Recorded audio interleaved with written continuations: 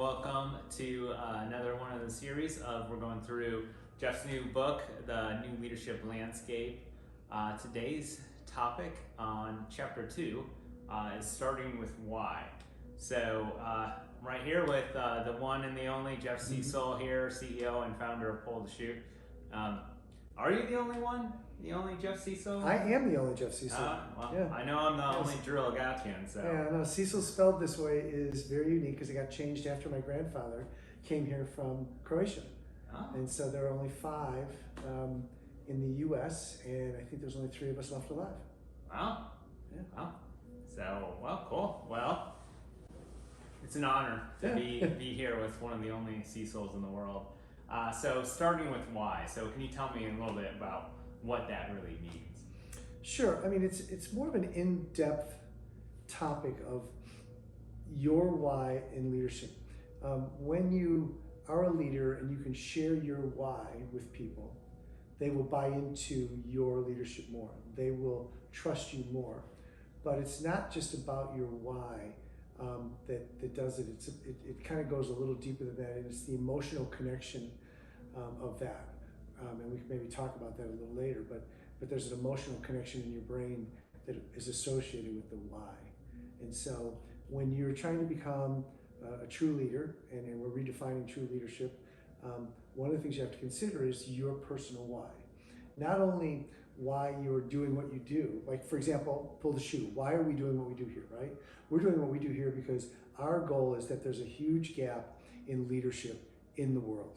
And our goal is to change the world from that, to make it so that when people wake up in the morning, they don't look at themselves and go, oh crap, I gotta go to work. They wake up in the morning and they're actually maybe even excited about, hey, what's today gonna bring? Because I really enjoy where I work. We all have to work. Why can't we enjoy where we work? And so I think that's the important part of that. And so being able to create a why environment where we share our why, what we're about. Again, Pull the Shoot is all about trying to get people to be better leaders. That's our goal. Helping people grow so they can help their company grow. Mm-hmm. That's all our whys. And then we all have personal whys. Mm-hmm. Like, why do I do what I do? Why do you do what you do? Mm-hmm. And that's kind of some of the things that are in the second chapter, because it's an important aspect. It's kind of like building your foundation before you actually kind of embark on leadership. You got to build that foundation of the why and go from there. That's such a great point, especially because I know something that you've talked about with me too is just saying, every morning, what's the goal, right? And that just frames the whole day. What is the goal of the day? And honestly, I say that to myself every time I have a conversation with someone. Okay, what's the goal of this conversation? Is it to get to know Jeff more? Is it to be a better friend to him? Is it to help him and serve him, right? And I like what you talked about with, we all have to work. Well, that's true, but if we're passionate about what we do, we'll never work a day in our lives, right? Yep. Right? And, yep, absolutely. And that's exactly why we do what we do, is because we're so much more than just pull the shoot, right? Right. It is for the better overall, community, world absolutely impact.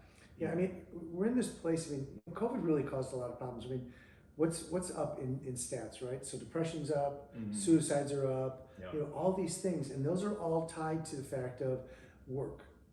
People get stressed out. The anxiety levels are way higher than they've ever been in life, right? And that's because everyone's expecting more. They feel like they're being pushed more without being appreciated more. And there's all those factors that go into it. And I just think if we can get people to understand the why as leaders and as ourselves, that it's going to make it easier for people to follow you as the leader and understand where you're going. I think, again, with having a why, where you're going, right? You know what's at the end of the journey, or even step by step. There was actually a study done, it was fairly recently, but what they did was they took rats and they put them in water to see how long they could tread water. And I believe it was 15 minutes. I think they lasted 15 minutes before they died. Then they did another group where they took after 5 minutes, they took the rats out and they put them back in. How long do you think those rats lasted? Probably twice as long, I'm guessing, because they knew 90 hours. 90 hours. They lasted 90 hours in the water because they knew something good was to come. Right. They knew that there was hope. Yeah. Right. And if you have that why, yeah, you know that. So absolutely, it's very interesting. You think about it, not 90 minutes, right. 90 hours. 90 when hours. The first group only lasted 15 minutes. Wow. Pretty insane, right? Yeah, that is insane. I love it. So, give me an example of maybe someone, bigger name that is a good portrays, starting with why. Well, sure, I can do that. Herb Kelleher from Southwest Airlines is probably the best known of why. He started Southwest Airlines, and his whole why was to give a better environment for employees to work. Because he felt that if you gave the employees a better environment, that they would treat the customers better. And then the customers would enjoy the whole thing. He encouraged people to be themselves, to not follow a corporate format of, no, you can't do that. That's not something we do. If you ever get on a Southwest flight and they're having fun, they're joking, hey, if you don't put that life jacket on next to you, then when we crash, then you're the one that's going to be without it. Yeah. Things like that. It was, they just had a blast with all that stuff, and that built this whole thing. But it was his why was all about his employees. He put his employees first. It was kind of a purpose-driven leadership. Purpose-driven leadership really says it's not about you, it's about your employees. And so that was how he built Southwest Airlines, was that he made it all about his employees. And the funny part was there was many other companies that tried to mimic that, but they didn't have the why. They were just trying to mimic, certain, offering fun stuff and doing like that, but they didn't make it about their employees. It wasn't about the employees. So that became a struggle where they almost all failed, other than Southwest Airlines. And they even kept that as they started to grow and expand. They even kept those core values in place, even though they just became this huge conglomerate. And it's an amazing story. I think it's really good. But the interesting part about why, and I just want to make sure that we all understand this. Why actually goes to the emotional part of our brain, because what happens is when we're told things. You can be the best speaker and you walk in and you can say something and people are like, oh yeah, okay. But if you can connect with people on an emotional level, then all of a sudden you got both the logic and the emotion working together. That is why why, quote unquote, is so powerful. Because there's the limbic part of our brain, right, which analyzes emotions, can't analyze language at all, but it analyzes emotions. So did you ever meet someone and you're like, God, I really like them? Can't tell you why, right? There's something about them I really like, because that's that they attach themselves to the limbic part of your brain that created an emotion. Sometimes emotions are hard to put into words, but when you can connect the logic of the language part of your brain with the emotional side of your brain, then you got something. And that's what why does, is it connects those two parts of your brain. When we get those two parts connected, that whole trust as a leadership is impacted incredible. We talked last time about trust, right? It's just amazing how much trust is just infused into that leadership role, because all of a sudden they not only hear what the person's saying, but they feel what the person's saying, and that makes a huge difference. Yeah, because reality is listening is feeling. You don't just hear the words. You need to listen to the words, and listening is feeling those words. Right. And to what you're saying about, you ever had the experience where you meet someone and you're like, I don't know why, I just felt connected. Yeah. And I really liked them, I think of when I met you, I was like, man, why do I like this guy? And then I realized it's the hat. Yeah, and then whenever you don't wear the hat, I'm like, who is this guy? Who is this guy? Yeah. I know. So yeah, I love that. And so the other thing is, like, we're relational beings. We're meant to be in relationship. And if we don't connect on that relationship level, there's no trust. Right. And well, and think of things. You go buy a car. Yeah. All right. And usually you buy the car because it feels right. Yeah. Not because logically it made sense. Yeah. Right? How many cars you get in, all of a sudden you go, yes. Yeah. This is the one, right? That's the limbic part of your brain, and the emotional side of your brain going, yes, this feels comfortable. This feels right. And that's that gut feeling that we get sometimes. Yeah. That's where that comes from. Yeah. No, totally that. If I feel when I get in a truck something like that, I'm like, I feel like a man. Yeah. Ooh, yeah. Yeah, right. So how would you say that having a why really affects your culture within the team and motivation and effectiveness within a team in a business, or I mean even within a family too? It's very applicable. And I want to be real clear too. It's not just having a why; it's being able to express that why. Okay, clear and concise. Yeah. So that's the key. So what I would encourage people is, as you're trying to figure out your why, be real clear about what it is. And when you can be clear about that, so what happens is, think about employees that don't really understand the whole plight of the business, right? It's just a job. It's a menial job. They're just doing it, right? They're not invested in it at all. When something breaks, they're just like, hey, this broke, instead of trying to look at it and say, well, if I just kind of turn this and do something, I can get it fixed and we can get back online and do things, or whatever, it's those kind of things. When they understand the why, the purpose, the strategy, where we're trying to take the company, as you guys do when we're talking about Pull the Chute, we know exactly where we're going. That's the why. And so we're all impacted by that, and we all go the extra mile to make sure that we not only are a successful business, but that we take care of our clients as well in ways that we probably, normal people wouldn't. We go the extra mile with that stuff. And I think that's some of the things that impacts when you have your why and you understand the why and you're able to connect with that why and tell that whole story. And that's the key, right? I mean, I tell you guys stories all the time about where I want to take this company and what we want to do, right? That's my vision, but that's my story as well. And so that's the part of the emotional side, because you hear me get emotional about that stuff, because I just feel like there's such a need for this, and it just impacts me a lot to be able to impact others a lot. And that's the why part with the emotion, and it really makes everyone just go the extra mile when they normally wouldn't. Yeah, I think it's so important too when you're coming up with a why. Like for instance, when we started with you, you had a why in your head, but it took all of us together to really break down that why and really kind of come up with the very specifics of that why and how to get there. Right. And I mean, and that's not just applicable again with just work and teams and stuff like that. It's applicable in family. Talk with my wife. It's like, okay, what is the goal that we want? And another thing I'll elaborate on is when people set goals all the time. Well, I want to lose weight, or I want to start working out again. Okay, well, if you just set a broad goal, the odds are you're not going to get it. Right. You got to be specific. Well, I want to lose weight, so I'm going to go to the gym. Okay, how many times are you going to go to the gym? Okay, I'm going to go to the gym 3 times a week. Okay, what time are you going to go to the gym? It's breaking it down further and further and further. And that's kind of like what we talked about last week with first principle thinking too, is really just breaking it down.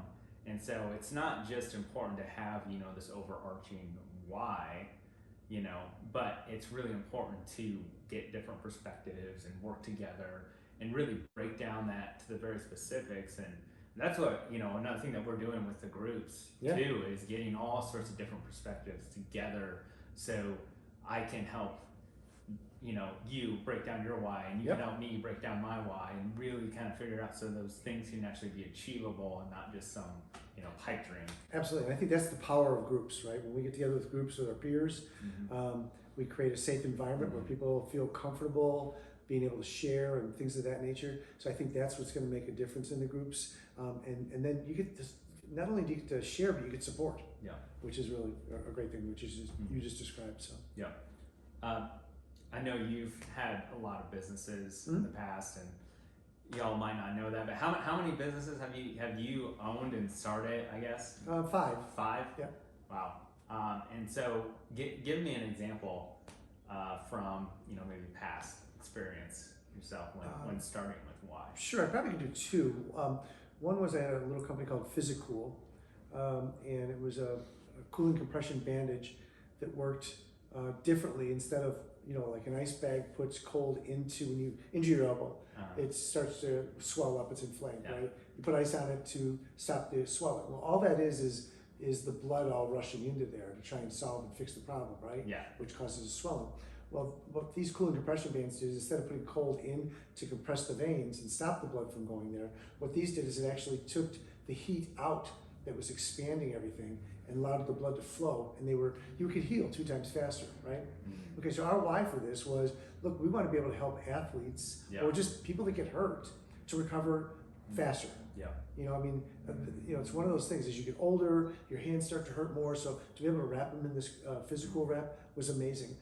If you're an athlete, they'd come out with ice bags on their knees and on their shoulders. My daughter played volleyball. She'd come out with ice bags on both knees and on her swinging shoulder all the time, right? Mm-hmm. And I don't know how healthy that was. I mean, it just, it compressed the blood. So we need blood to heal. And if we're stopping the blood flow because we're compressing the veins that go there, then are we really helping? I don't know. I mean, that was my thought. I didn't enjoy that part of it.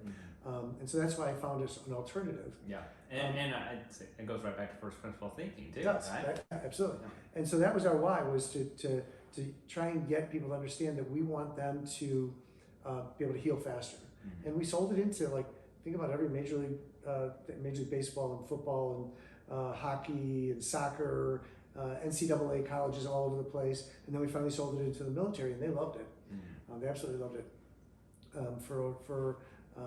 Every time we'd send it into them, they thought it was amazing, and they used it for a lot of different things.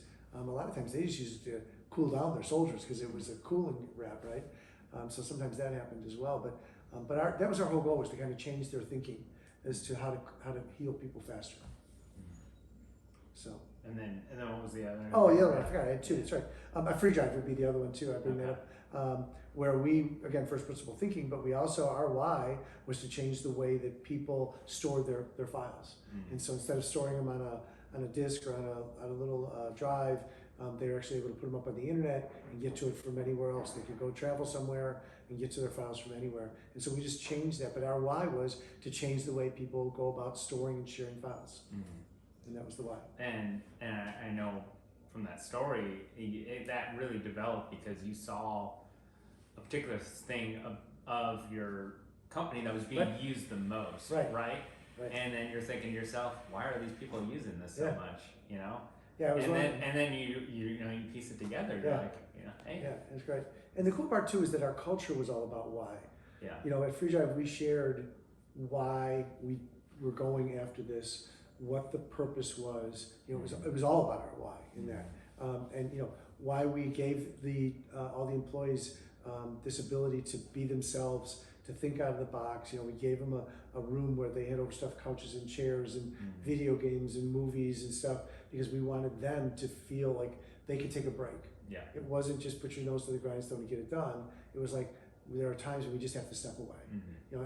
And that was part of our why, was to build this culture that gave them that ability to feel comfortable in there, which again leads to the story of some people never leaving. They would stay for days on end because they felt comfortable enough that they could just go sleep there, wake up, and just keep working. Mm-hmm. But we built this whole culture of why. And I think you kind of touched on it a little bit too, but it's just, there's so much important in communicating your why to people. Absolutely. Because your why to have the comfortable overstuffed couches, just fun stuff to do, wasn't to bribe the people and entice them to come in. It was, hey, these people need time to relax. These are real people. We want them to feel comfortable. We want them to feel at home. Right.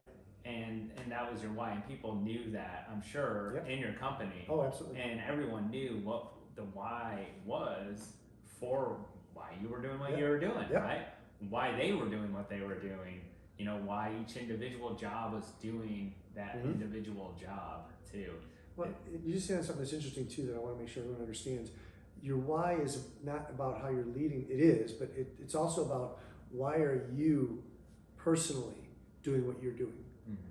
And that's something that you have to discover. You have to discover, like, if you want to be a leader, you got to look into yourself and say, what's my why? Why do I want to do this, and where do I want to get with it, and all those, because that's going to help drive you to be a better leader as well. Yeah, and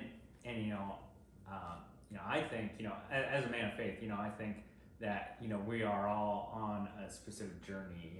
God has us on this journey, and our whys sometimes can change because I think the other really important thing is always to look back and say, okay, why did I go through whatever I just went through? Whether it was a struggle, whether it was some great blessing and some success or something like that. But I think it's so important to not only look at your purpose, their why going forward, but also, okay, why did that happen and how can I use that to help the next people, right? And that's an important fact. You just said, how can I help? Why did I go through it and how can I help others? What did I learn from it and how can I learn to move forward and how can I help others? Yeah. A lot of people go through things and they say, why did I go through that? And they get depressed about it. Yeah.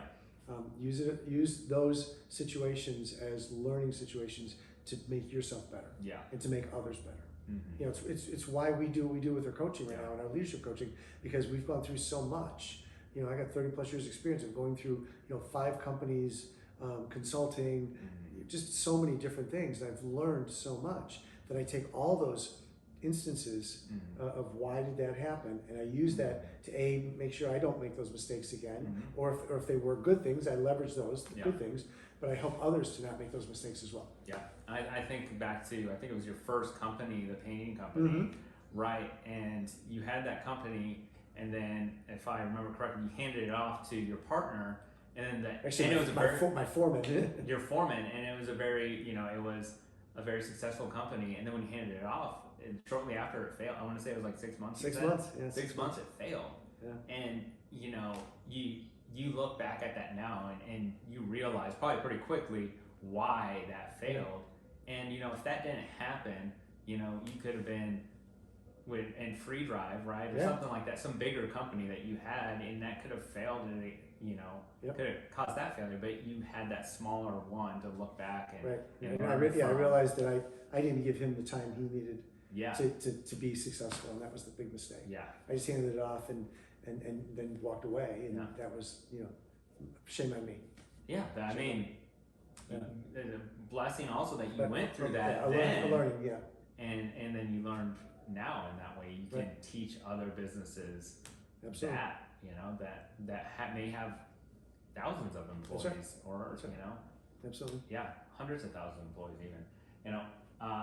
So how do you really how do you help us? How would you say to help me or the viewers to really identify that why? What are some tools that you use to help identify that? Because that's a really big thing, right? And again, it's a process, but really figuring out your why or say purpose per se can be difficult. Well, the best example I can give you is Pull the Chute. It was a self-reflection time. It was during COVID. I was turning 60, and I decided that I wanted to do something different that really impacted things. And so that's the first part of it, right? So where do you want to go? What do you want to do? And so what I said to myself was, okay, what's your goal? And I said, well, my goal is hopefully to leave a legacy that impacted people. I want people to say, that was amazing for me. And so then the question was, all right, what are you passionate about? Which always should tie into your why. What are you passionate about? And so for me, I was passionate about helping people grow and be the best they could be. And so my why became very clear that it was, okay, for me and to do that, how do I go about doing that? And then I said, okay, by coaching, because I can impact more people by coaching than consulting. Consulting is usually one-to-one from a company to a person. Coaching is one to many people. And so I just felt like that would be more impactful and allow me to change the way that we go about things, this whole leadership issue, the whole leadership gap that's coming up, quicker and be more efficient in it as well. And so the goal there became, my why became to touch as many people as possible and help as many people as possible grow and be the best they could be. And so then, that's because my passion was to help people. And so those two kind of tied together. And again, the language and the words, the feelings kind of tied together for those two things, and it made all the sense in the world for me. So my encouragement to you is, figure out what you're passionate about. Figure out what you'd like to do, what makes you excited when you wake up in the morning, and tie those two things together. And that really can help you figure out your internal why. Yeah, and I'll add on to that is I think a really good thing to do is to talk to the people you're closest with. Yeah. Right. Talk to your family, maybe your spouse, coworkers, people you your trust, friends. your People mentors, you trust, and be like, hey, what do you see in me? what do you see that I'm passionate about? Because Right. that can be very difficult, especially It can be. from as the younger folk, maybe just graduating college or even just graduating high school. It's hard, but I think the thing to remember is it's always a journey. Yes. It's not, you don't have to have everything figured out right at one. We always tell people, we don't know everything. We don't have all the answers, but we coming together, we can figure out That's right. things, right? Yeah. And I think the other important thing is, you're saying like you want to serve people, right? And you kind of really broke that down. And a lot of people, you ask them, why do you do what you do? Well, we want to serve the community. Well, that's great, and I think that's 99% of people's real passion. But it's so important to break that down more and more and more, so you can really expound on your skills that you have and your team skills or your family skills, whatever. But and what you're saying, like our goal at Pull the Chute is to develop leaders that develop leaders. That's right. Right. And so, how do we have the best impact? It's not bringing, developing one person, so then, and then that way we can teach everyone, it's teaching people to be able to teach people, right? Yeah. Ripple effect, right? Yeah. Effect. And so it's just like, how can we have the biggest impact? Well, the biggest impact we can have is to train people that can train people. That's right. That can train people, because we're going to train people that are going to know way more than us, or be greater leaders. And the other thing I always, a lot of people think, leaders, a lot of people don't know the definition of being what a leader really is. I mean, but you gotta think, you're leading yourself every day. You're leading your family every day. It's not just a position of power, and sometimes leadership can have that kind of connotation where it's like, oh, it's only someone that's like in management or authority. It's like, no, you have a leadership impact everywhere you go and everything you do. Right? Yeah, especially with your peers. I mean, working side by side, with your peers, being able to lift them up is being a leader. Yes. Even though you're at the same level. Yeah. So yeah. Yeah, that's definitely. good. So how can having a why really differentiate yourself, say from a business aspect, from your competition? So, because I think you have a good vision on seeing those companies that have have started with why, and those that don't. Yeah, it really goes back to, it's a proven fact that people that enjoy their job, the companies are going to grow because they're going to have part of it, and that's the whole key. We want the leaders not to have to figure everything out, not to have all the answers, but to be able to empower the others, to be able to be part of some of the solutions and part of some of the growth of the company. And we can't do it alone. So if we remember, one simple fact, it's not about you, it's about your people. And then if we empower them, encourage them, appreciate them, and through your why, it's going to give them that emotional attachment. The goal for you as a leader is to get people to trust you and believe in you.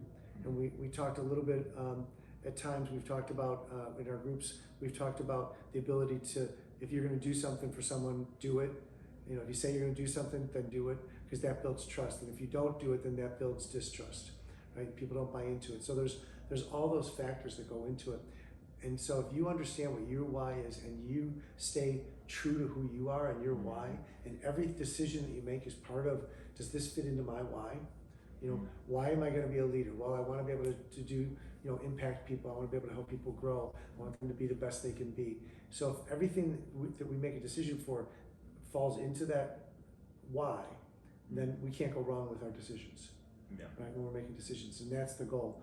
For companies, they have set up mission statements and they set value statements, and then they probably put them in a drawer somewhere, and they're never, they might see them on the wall once in a while. But if they live by those decisions they make as a company, because those should have been built based on your why as a company, then decisions that you have to make, as long as they fall within those parameters, are the right decisions. When the line gets gray and you start making up excuses to be outside the line, then that's where you're going to run into problems. Yeah. And so all of that feeds into, ultimately, what's the why of the company, what's the why of the leadership, what's the why of the people, and you go from there. Yeah. And so what would you say is you really touched on the effect of the positive effect of starting with why, what happens when you don't start with why? You know. Well, my personal opinion is that you're going to flounder. I mean, you're not. If we don't know where we're going, you know, it's like, you know, you throw a stone and hit something, and we say, okay, we hit something, right? Yeah. No, that's not where we're going. You know, we want to hit the bullseye here. Yeah.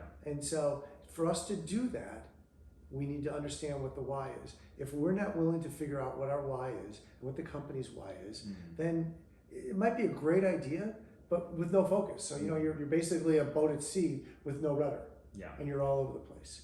You know, there's all these different analogies I can give you, but that's the problem. Yeah. And so I encourage everyone to really figure that out, because that's going to make a difference. It's going to impact not only you as a person, but your business and your employees. Yeah, it really gives you direction on, you know, not only where you're going, say in a business, but also personally. Right. If you don't, maybe you can, because I mean, you grew up with maps, but if I said I was going to drive to California and without my phone or GPS, I would not be able to get there. I mean, I might head in the right direction. I might begin with heading west, but I would not be able to get there. Yeah. So it's so important to have direction, right?